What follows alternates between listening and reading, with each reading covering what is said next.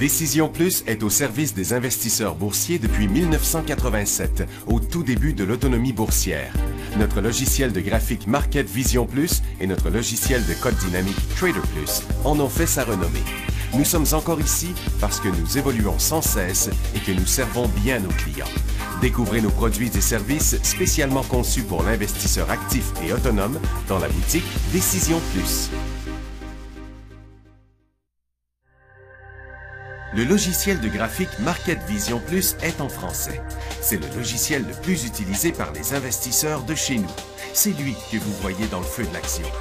Trouvez, classez et analysez plus facilement avec cet outil sans pareil pour suivre la bourse et prendre les meilleures décisions. Gardez vos titres à l'œil avec Market Vision Plus. Consultez la boutique Décision Plus pour en faire l'essai pendant 10 jours sans aucun frais, c'est garanti. Laissez-nous vous guider pour analyser la bourse et prendre vos décisions. Les analystes de Guru.tv feront tout le travail pour vous. De minute en minute, nous classons les titres selon leur situation technique. Nous révélons les signaux d'achat et de vente. Nous publions des recherches poussées et nous prodiguons des conseils en temps réel. Ça commence avant l'ouverture et ça se poursuit jusqu'à la fermeture des bourses. Profitez de chaque cycle boursier avec Guru.tv. Trader Plus, l'instrument du day trader. 50 cotes qui clignotent en même temps. Autant de listes que vous voulez. Graphiques à la seconde. De 3 à 30 graphiques. Des alarmes à volonté. Des listes de cotes préparées. Des modèles graphiques préparés. Prêts à faire feu. Achetez, vendez avec Trader Plus.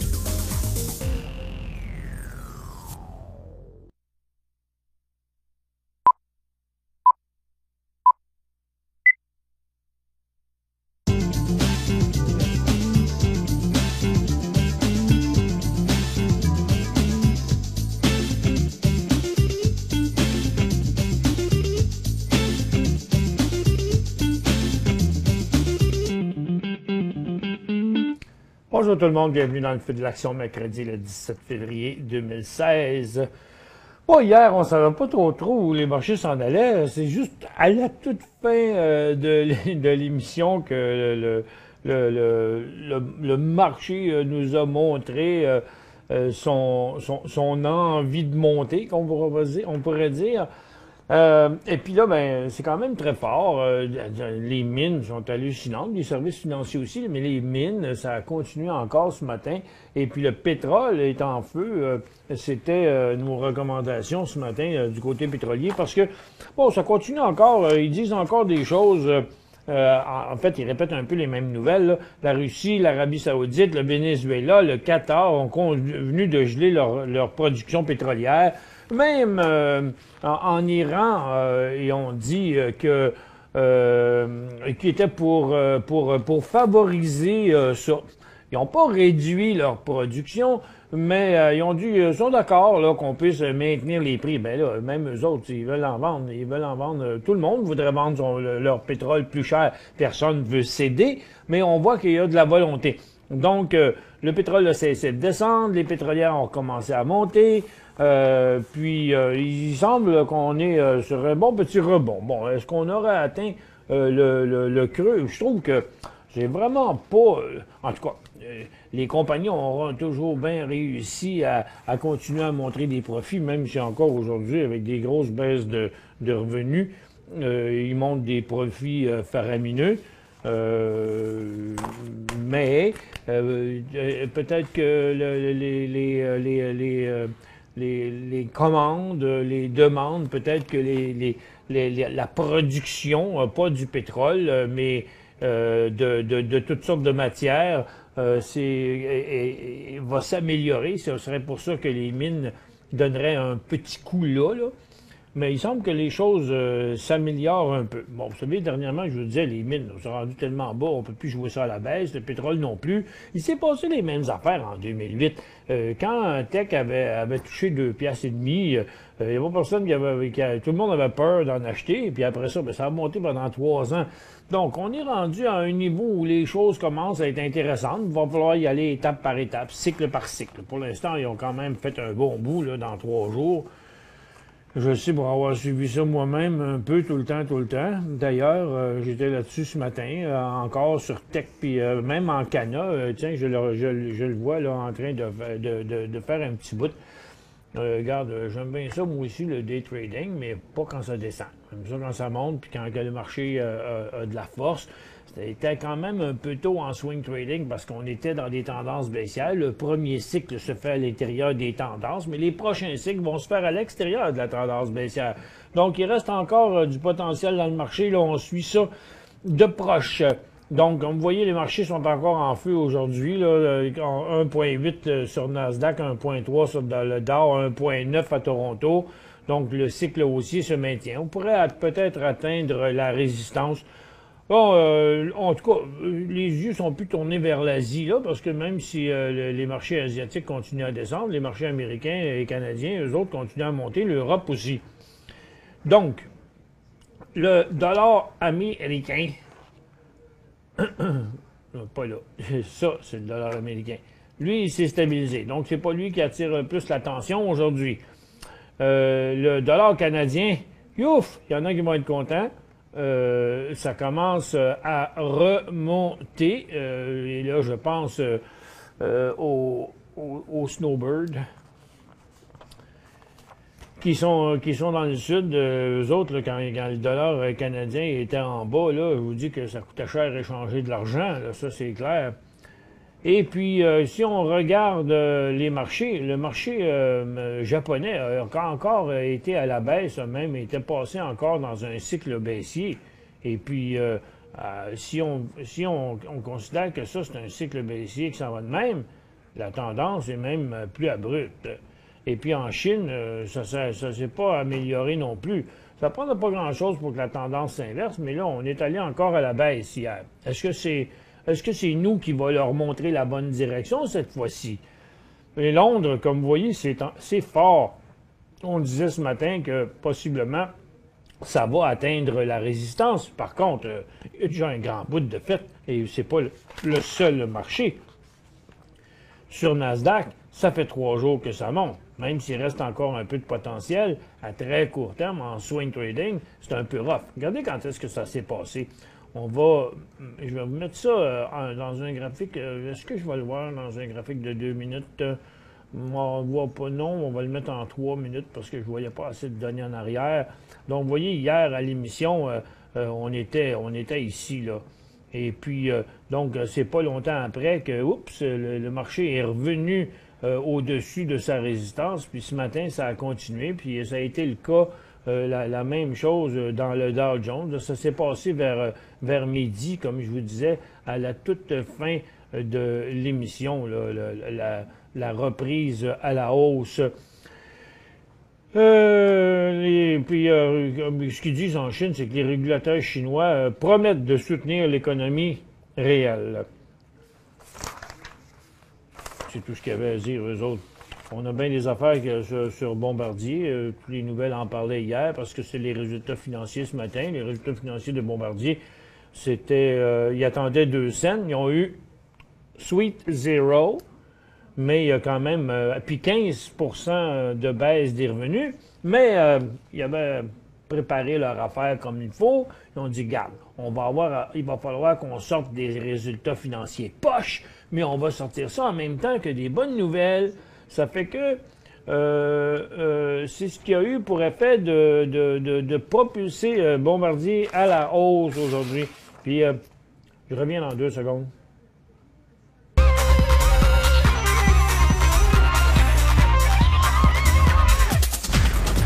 Ben, quand je dis bonne nouvelle, ça dépend pour qui. Pas pour ceux qui travaillent là, parce que Bombardier va couper 10% de ses jobs à travers le monde. 7000 postes vont être coupés. Un regroupement de leurs actions, vous l'avez dit, qu'ils consolideraient. Ben, ils disent là qu'ils vont consolider, mais on ne sait pas encore à quel prix, à 10 ou à 20, entre 10 et 20. Donc, ça va être du 10 pour 1 ou du 20 pour 1, tel que je m'attendais. Et puis, il y a sûrement eu des lobbyistes qui ont travaillé fort, parce que Air Canada a signé une lettre d'intention d'achat. Oh non, ils n'ont pas fait un chèque, là, ils ont signé une lettre d'intention. d'achat de 45 appareils de la C-Series. Cling, ling, ling, ling. Bombardier vient de trouver un client. 3 milliards avec une option de 30 autres appareils. Bon, ben, ça prenait des Canadiens pour l'acheter parce qu'ils n'en vendaient pas ailleurs. Ça fait que ça a eu pour effet de propulser Bombardier à la hausse, ce qui va faire l'affaire de bien du monde, parce que j'en connais qui en ont une trollée de ça, du Bombardier. Dont quelqu'un qui m'avait raconté ça à mon assemblée annuelle, il y a dernièrement. Et puis, il y a aussi une petite nouvelle sur Orbit, qui n'a rien fait. Ben, ils ont encore envoyé des échantillons supplémentaires d'alumine alpha haute pureté 5N puis 5N+, à des clients potentiels. Puis là, ben, l'histoire des résultats financiers, ça continue encore avec... il y a Priceline, 11,81 à 12,63, 8 d'augmentation des revenus. Bon, au moins, il y a une bonne raison de jumper de même, mais c'est hier que le titre avait donné son signal d'achat technique. Garmin, 48 à 74. C'est presque le double des profits, ça, qu'a attendu, mais avec une baisse de 2 des revenus. Comment qu'on fait pour faire doubler nos profits avec des ventes en baisse? Faut pas que je les appelle pour savoir comment faire ça. OK. À moins qu'il y ait sacré la moitié du monde dehors. Mobile US, 16 cents à 34 cents. Eux autres aussi, c'est le double des profits, avec 1 d'augmentation des revenus. Ils sont bons quand même, hein? Fossile, 1,29 à 1,46. Grosse augmentation des profits, 6 de baisse des revenus. Devon, 71 à 77 cents. Le titre est en décrochage, mais pendant que le pétrole monte, par contre. Mais une baisse des revenus de 51,9 Shopify, moins 5 cents à moins 1 cent. C'est une amélioration. 99 d'augmentation des revenus. Vous ne trouvez pas ça toujours un peu bizarre, ces choses-là? Et Bombardier, on en a parlé déjà. Kinder Morgan fait partie des nouveaux investissements de Warren Buffett. Fait qu'ils sont dans les Kinder Morgan sont dans le buffet. Et puis les responsables américains et cubains ont signé un accord pour la réouverture des services aériens réguliers entre les deux pays pour la première fois depuis 50 ans, mais ça a passé aux nouvelles partout hier. Fait que, si vous avez écouté les nouvelles hier, je ne vous apprends rien à propos de ça. Et puis le marché est en feu. Donc là, je pense que le secteur le plus intéressant à court terme semble bien vouloir être le secteur énergie. Bon, je dirais pas qu'on pourrait pas avoir encore des baisses, mais je pense qu'on a atteint le creux, là. Écoute, on est allé à quoi, 26$, 25$, là? Je pense qu'on a vu le bas. Donc, shorter pétrolière, c'est plus vraiment une bonne idée. Et là, dans les prochaines semaines, les prochains mois, c'est surtout les phases haussières qu'on devrait surveiller. Le pétrole, on l'a checké ce matin. Il n'était pas encore parfait. Donc, le call est arrivé sur le pétrole exactement à 10h30 lorsque il a parti au-dessus de sa résistance des derniers jours. Et puis, le gaz, lui, il ne s'améliore pas. Il est toujours à côté en bas parce que du gaz, il aura beau... le problème, c'est que partout où on produit du pétrole, ça produit aussi du gaz parce qu'il y a du gaz sur le pétrole au-dessus. Puis le secteur énergie, bien là, il est en préparation d'inversement de sa tendance baissière. Il n'y a pas tout à fait encore assez de volume, mais il y a des choses intéressantes. Il y a quand même beaucoup de titres intéressants du côté des pétrolières. Il y a un Parex qui est en cycle haussier, Secure Energy aussi, Painted Pony, puis Transglobe. Donc là, on voit un paquet de titres qui se sont élancés ce matin. D'ailleurs, on a sorti cette liste-là à 10h30 sur Guru.tv. Et puis, il y en a plein d'autres. Trinidad, Surge, Paramount, Mullen, Ancana même. Bonavista qui est à surveiller au-dessus de 2$. Parce que lui, il avait un support même beaucoup plus haut que les autres. Puis, il est déjà en inversement de sa tendance baissière. Enseigne est moins hot un peu.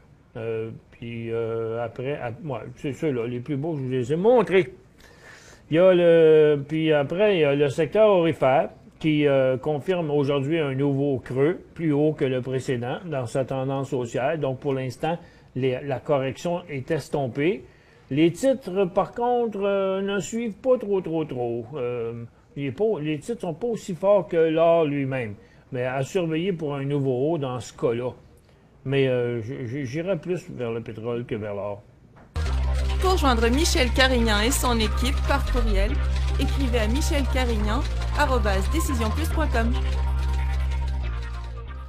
5 bonnes raisons de gérer vos investissements avec Banque Nationale Courtage Direct. Des frais de commission fixes à 9,95 en tout temps pour tous les clients et à partir de seulement 6,95 si vous êtes un investisseur actif. Aucun frais d'administration annuel si vous détenez plus de 20 000 $ dans vos comptes. La possibilité d'ouvrir des comptes enregistrés en devise américaine. Des outils performants afin de faciliter vos prises de décision. Un service à la clientèle primé et un niveau de satisfaction parmi les plus élevés de l'industrie. Pour en savoir plus, visitez le bncd.ca ou appelez-nous dès maintenant. Décision Plus est au service des investisseurs boursiers depuis 1987, au tout début de l'autonomie boursière. Notre logiciel de graphique Market Vision Plus et notre logiciel de code dynamique Trader Plus en ont fait sa renommée. Nous sommes encore ici parce que nous évoluons sans cesse et que nous servons bien nos clients. Découvrez nos produits et services spécialement conçus pour l'investisseur actif et autonome dans la boutique Décision Plus.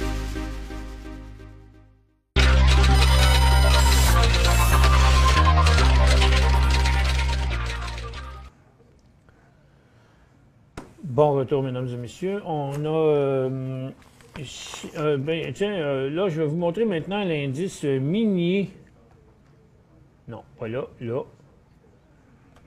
Ça fait quand même 3 jours, là. Puis, il y a eu quand même de beaux signaux sur les titres miniers au cours des derniers jours.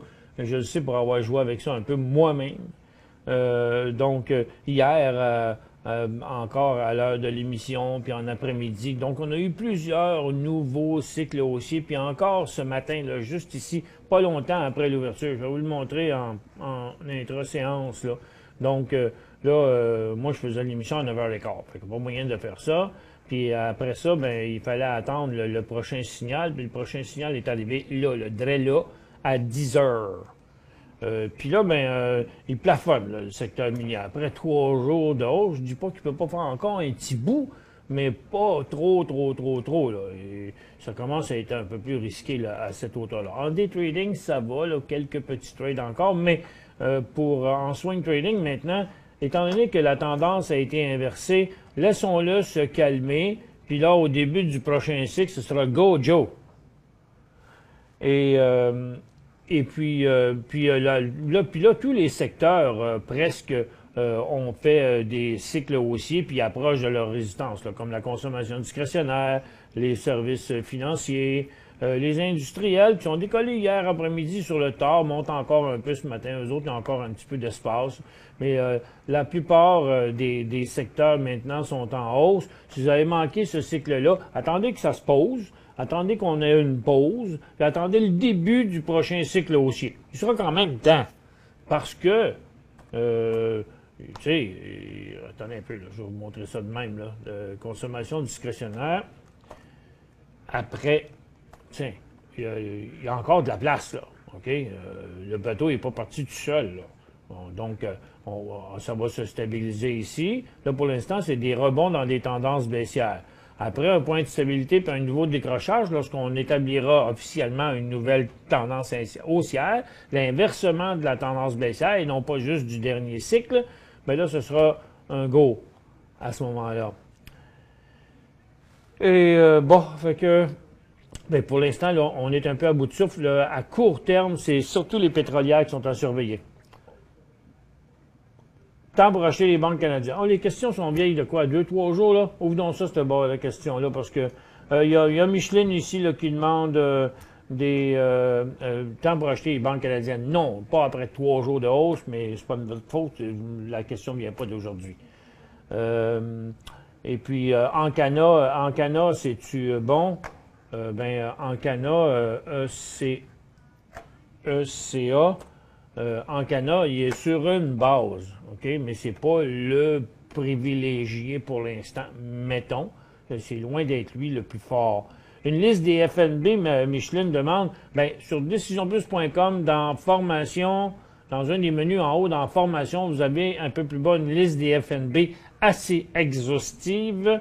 Mais si vous en voulez quelques-uns ici, là, attention par contre, là, les FNB baissiers, là, il y a un temps pour chaque chose.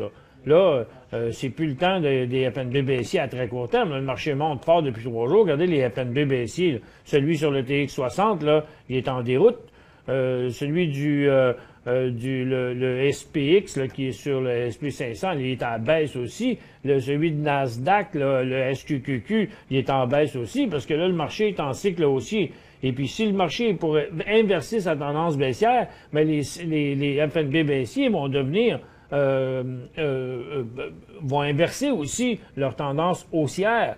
Donc là, ben tiens, vous réécouterez l'émission en différé, vous pourrez les voir, là. Il y a SPXU, SQQQ, il y a SDOR, il y a TZA qui est sur les small cap 3 fois bear, regarde ça aussi, ça descend.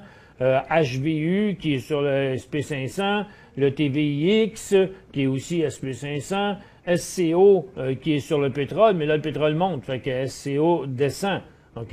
ERY aussi, HED, puis FAZ, ça c'est les services financiers. Mais là, je vous dis à surveiller, et les BIS pour les biotech, HGD pour les orifères. Mais là, ça va être l'autre bord que ça va commencer à être intéressant, là. C'est les haussiers, là, comme, pas aujourd'hui parce que ça fait 3 jours que ça monte, mais lorsque ça sera stabilisé, puis regardez, là, le HXU, il est rendu là. Il va se stabiliser ici, puis s'il part par là, on inverse la tendance baissière sur le TSX, là.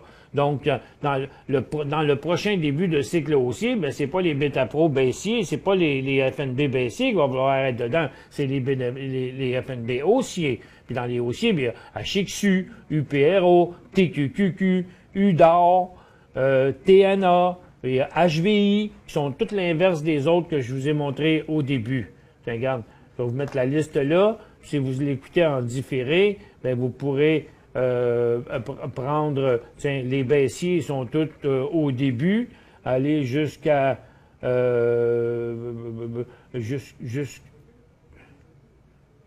jusqu'au 15e, puis les haussiers sont tout après, là. Vous mettez ça en différé, vous mettez ça sur pause, puis vous pouvez les noter, là, ils sont drettes là.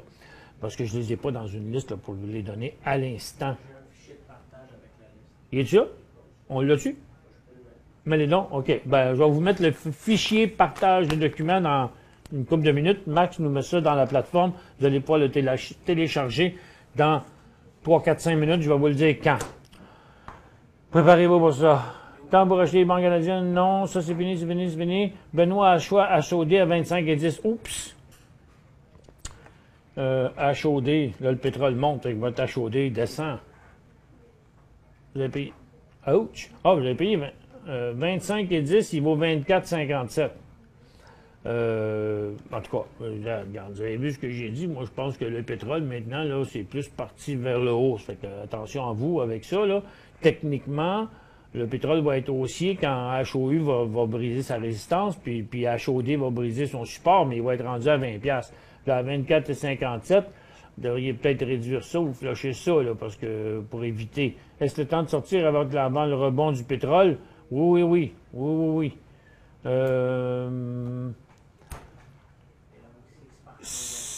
CPB, est-ce trop tard pour en acheter?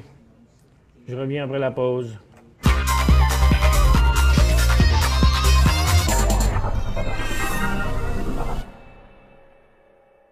Cinq bonnes raisons de gérer vos investissements avec Banque Nationale Courtage Direct. Des frais de commission fixes à 9,95 en tout temps pour tous les clients et à partir de seulement 6,95 si vous êtes un investisseur actif. Aucun frais d'administration annuel si vous détenez plus de 20 000 $ dans vos comptes. La possibilité d'ouvrir des comptes enregistrés en devise américaine. Des outils performants afin de faciliter vos prises de décision. Un service à la clientèle primé et un niveau de satisfaction parmi les plus élevés de l'industrie. Pour en savoir plus, visitez le bncd.ca ou appelez-nous dès maintenant. Laissez-nous vous guider pour analyser la bourse et prendre vos décisions. Les analystes de Guru.tv feront tout le travail pour vous. De minute en minute, nous classons les titres selon leur situation technique. Nous révélons les signaux d'achat et de vente. Nous publions des recherches poussées et nous prodiguons des conseils en temps réel. Ça commence avant l'ouverture et ça se poursuit jusqu'à la fermeture des bourses. Profitez de chaque cycle boursier avec Guru.tv.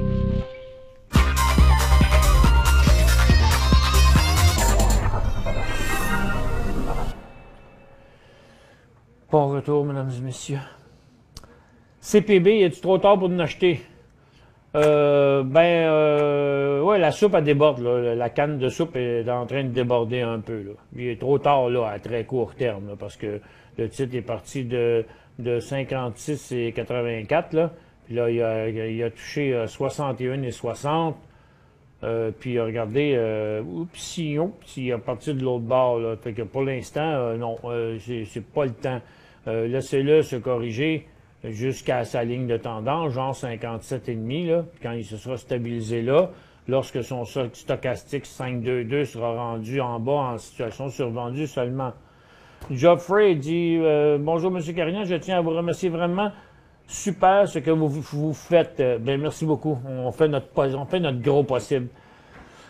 On essaye de vous aider. Amex PLG. Platinum Group Metal. Acheté à 1,5 pièce le 16 février. Puis là, il vaut 1,87. Il a ralenti dans son volume aujourd'hui. Où est-ce qu'il est rendu? 1,5, 1,87. C'est quand même 37 cents. C'est 20% de profit. Je vous dirais, réduisez ça de moitié. Là. Hein? Pourquoi? Parce que vous êtes en profit. Parce que, on va mettre ça sur un 15 minutes, là, OK? Mais pourquoi pas toutes les ventes? Ben, c'est parce qu'ils montent. Pourquoi en vendre? Parce qu'ils montent. Pourquoi pas toutes les ventes? Parce qu'ils montent. C'est parce que s'il redescend aussi, ce ne sera pas long qu'il va rejoindre votre prix payé. OK? C'est très positif. Mais regarde, ce qu'on peut faire, là, c'est qu'il monte. S'il stabilise ici, vous allez être content de l'avoir vendu. S'il repart en bas de 1,80 ou même à 1,75, là, vous flushez le reste, OK? Parce que pour maximiser votre gain. Mais si il se stabilise là entre 1,80 et 1,90, puis dans une couple de jours, il repart au-dessus de 1,90, bien, rachetez-vous une autre position initiale, puis recommencez ça encore, vendez tout au bout de 10-12%. Amex, MGH.